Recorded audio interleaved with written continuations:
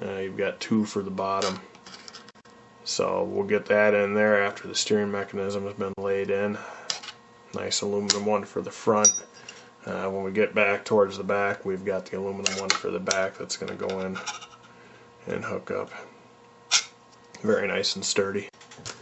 Alright, I will locate those steering parts, get everything going for that, and we'll come back.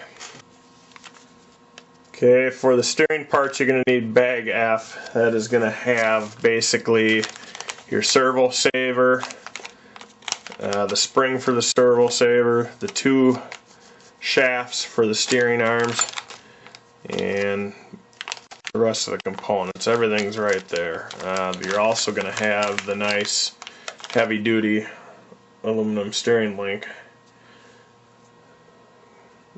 That's a big plus right there.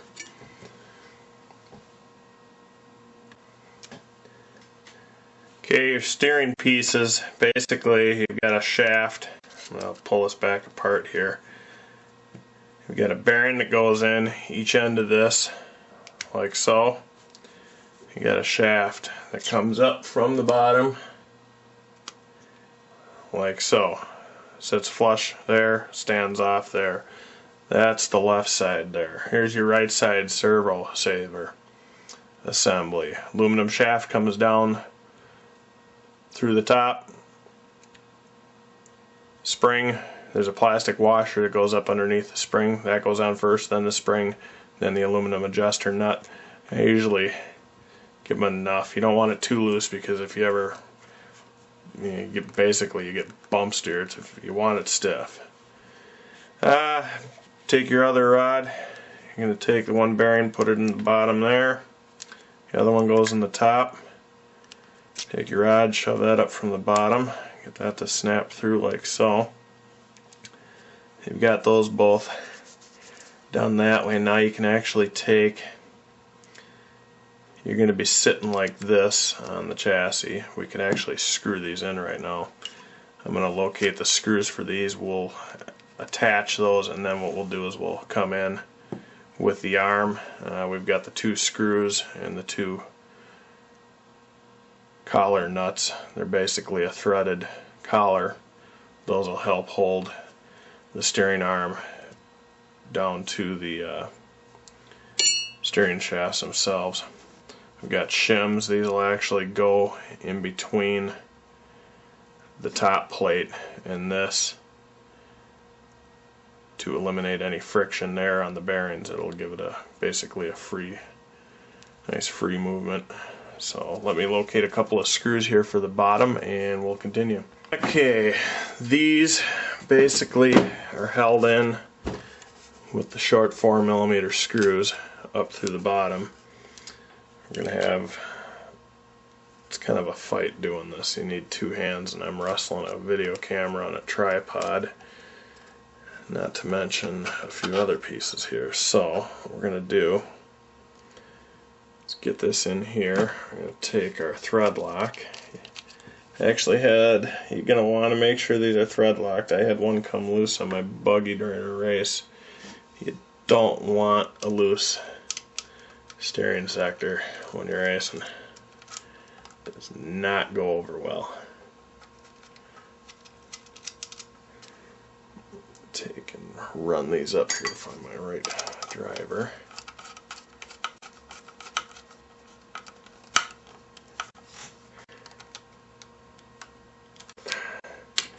Okay, there's the one side. You'll see that it's actually under the plate. You'll see the gap there. That'll get filled in with the shims. Oops, let's get this so you can see it a little bit better. You'll see the gap. That's where those shims come in. They help fill that gap up. We're going to go to the other side here now. Shot of thread lock.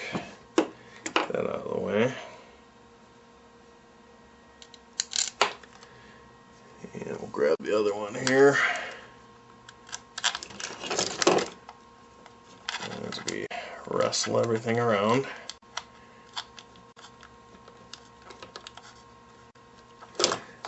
Okay,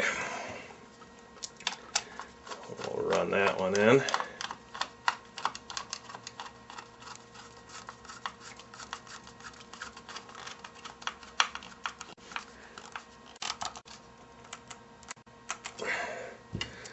are getting big here. Lots of good size. Okay, now the next step is the collars. They actually go in from underneath. This is going to be kind of hard to show you here. Let's see if we can get this better positioned. The collars come in from under the underside and actually hook to the steering bar or steering link. This goes in just like that. Now these screws, and I will thread lock these, I'm just going to run this in here real quick just to show you what this is doing.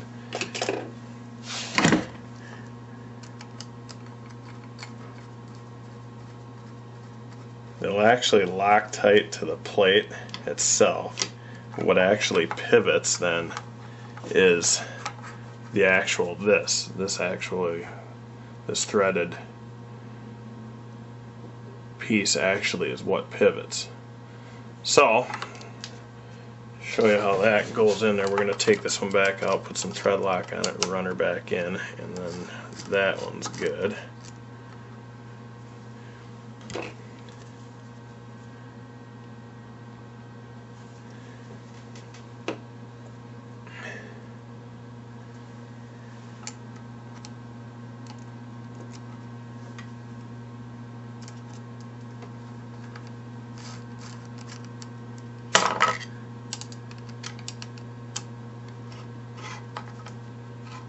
Make sure you thread lock those in. If you don't thread lock them in, there's nothing to grab a hold onto that to tighten that up real good. So you make sure you get the thread lock in there. We'll switch around to the other side and we'll turn the steering over this way to get the other one in here. Push it up from the bottom.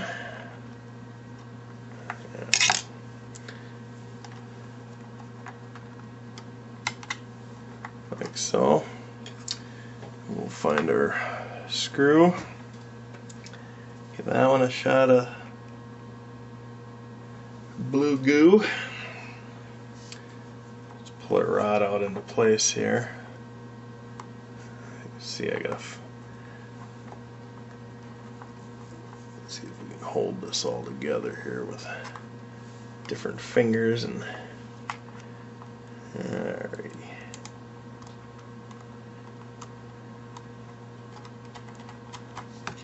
Run that one down.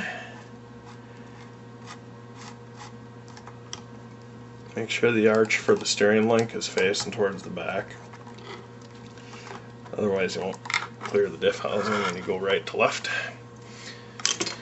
Okay, so that's in there.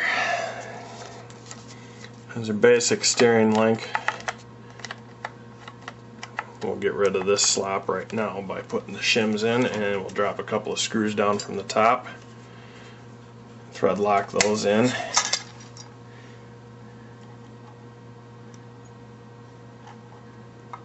It looks like we're going to double these up, 2 on each side. Should do the trick.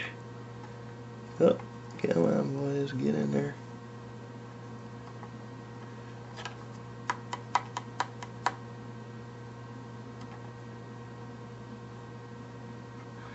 Okay, we're going to need 2 of the, I think what we'll use is these, we got these 3 shorties. That's exactly what we'll run down from the top. These don't need to be very long. And again, yeah, I think we'll use those. A little thread lock on her. These don't have to go down very far, they're going right into steel, so.